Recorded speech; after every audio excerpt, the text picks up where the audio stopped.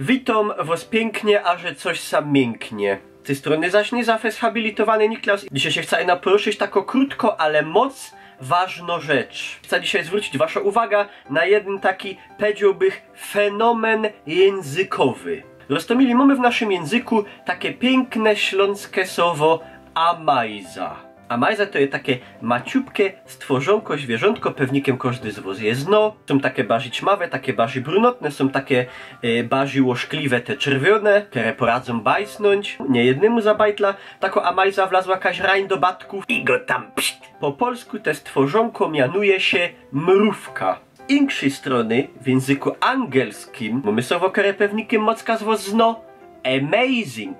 Słowo amazing, które oznacza niewiarygodny, niesamowity, zadziwiający. Taki, że aż miło jerona.